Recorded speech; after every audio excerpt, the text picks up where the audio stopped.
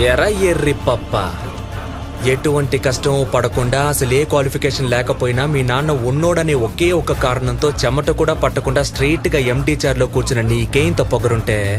అమ్మ నాన్న తిప్పలు పడి స్కూల్ ఫీజు కడితే ఎల్కేజీ నుంచి 10th క్లాస్ వరకు కష్టపడి చదివి పాస్ అయ్యి ఇంటర్లో ఈజీగా ఉన్న గ్రూప్లన్నీ వదిలేసి ఎంపీసీ చదివితేనే ఇంజనీర్ అవ్వగలమని చెప్తే కష్టమైన అదే గ్రూప్ సెలెక్ట్ చేసుకుని ఫిజిక్స్ ఒక ట్యూషన్, కెమిస్ట్రీకి ఒక ట్యూషన్, మ్యాథ్స్ ఒక ట్యూషన్ అని రోడ్లు పట్టుకు తిరిగి ఆ ఫీజు కట్టాలి ఈ ఫీజు కట్టాలని అమ్మా నాన్నల్ని హింస పెట్టి బోర్డ్ ఎగ్జామ్ లో పాస్ అవడానికి ఫ్లాస్క్ లో టీ పెట్టుకుని రాత్రంతా చదివి అలారం పెట్టుకుని పొద్దున్నే లేచి మళ్ళీ చదివి తీరా పాస్ అయ్యాక ఎంసెట్ లో ర్యాంక్ రాకపోతే లాంగ్ టర్మ్ కోచింగ్ తీసుకుని అప్పటికీ సరైన ర్యాంక్ రాక అమ్మ నగలు తాకట్టు పెట్టి మేనేజ్మెంట్ కోటాలో సీట్ సంపాదించి తెలుగు మీడియం నుంచి వచ్చిన నాకు ఇంగ్లీష్ అర్థం కాక ఫస్ట్ ఇయర్ నుంచి 4th ఇయర్ దాకా ఉన్న అరియర్స్ అన్ని 4th ఇయర్ లో ఒకేసారి క్లియర్ చేసి ఈ సొసైటీలోకి వస్తే ఈ జనమంతా నన్ను ఉద్యోగులేని ఎదవా అని నీచంగా మాట్లాడుతున్న లెక్క చేయక ఉద్యోగం కోసం ఆ ఆఫీసు ఈ ఆఫీస్ అని పిచ్చ కుక్కల 4 ఏళ్లుగా తిరుగుతున్న నన్ను ఎందుకు పనికిరావు తిండి తండగా అని మా నాన్న తిడుతుంటే ఒక్కో మెతుకు గొంతులో దిగక ముళ్ళులా గుచ్చుకుంటుంటే మింకలేక కక్కలేక చస్తూ బతుకుతున్న నాకు ఎవరో ఓ మహాన్ భావుడు మంచి మనసుతో అవకాశం ఇస్తే దాన్ని కూడా లాగేసుకోవాలని చూస్తున్న నీలాంటి బేవర్స్ గాడిని ఎదిరించి